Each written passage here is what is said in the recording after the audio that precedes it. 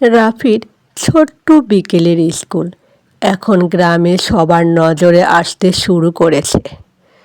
প্রতিদিন বিকেলে গাছের নিচে বসে সে আর বাচ্চারা পড়াশোনা করে, হাসে, গল্প করে। কিন্তু একদিন হঠাৎ আকাশ কালো হয়ে এলো। শুরু হলো প্রবল বৃষ্টি। ঝড়ের কারণে কয়েকদিন ধরে কেউ আর আসতে পারল না। ভিজে মাটি, ছেঁড়া খাতা আর ভাঙা বেঞ্চ, সব কিছু এলোমেলো হয়ে গেল। রাফির মন খারাপ করে ভাবতে লাগলো, সব কিছু কি এখানেই থেমে যাবে? পরদিন সে একা সে জায়গায় গিয়ে দাঁড়ালো। চারদিকে নীরবতা, গাছের পাতা ভিজে ঝুলে আছে। হঠাৎ তার মনে হলো, যদি এই জায়গাটা ঠিক করা যায়। কিন্তু একা সে কীভাবে করবে? কিছুক্ষণ ভেবে সে গ্রামের মানুষের কাছে গেল। প্রথমে একটু সংকোচ লাগছিল, কিন্তু এবার সে জানত সাহায্য চাইতে ভয় পেলে কিছুই এগোবে না। সে সবাইকে বলল, আমরা যদি একসাথে কাজ করি তাহলে আবার শুরু করতে পারি। তার কথায় ধীরে ধীরে সাড়া মিলল।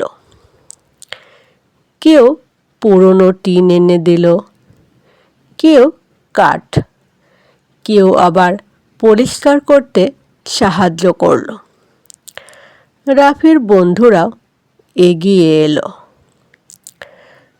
কয়েকদিনের চেষ্টায় তারা একটি ছোট্ট ঘর তৈরি করল, যেখানে বৃষ্টি হলেও পড়াশোনা বন্ধ হবে না। যখন বাচ্চারা আবার সেখানে এসে বসল, তাদের মুখে যে হাসি ফুটল তা দেখে রাফির চোখে আনন্দের জল চলে এলো। একদিন সেই বৃদ্ধ মানুষটি আবার সেখানে এলেন, যিনি রাফিকে প্রথম সাহস জুগিয়েছিলেন। তিনি চারপাশে তাকিয়ে মৃদু হেসে বললেন, দেখছো, তোমার ছোট্ট একটি সাহস কত বড় পরিবর্তন এনে দিয়েছে। রাফির মাথা নেড়ে হাসল।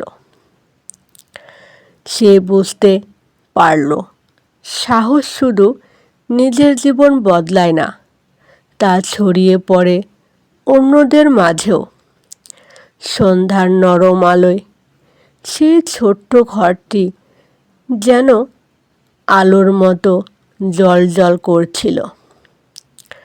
রাফির মনে মনে ভাবল, যে পথ একদিন ভয় দিয়ে শুরু হয়েছিল, আজ সেই পথই অন্যদের জন্য আশার আলো হয়ে দাঁড়িয়েছে।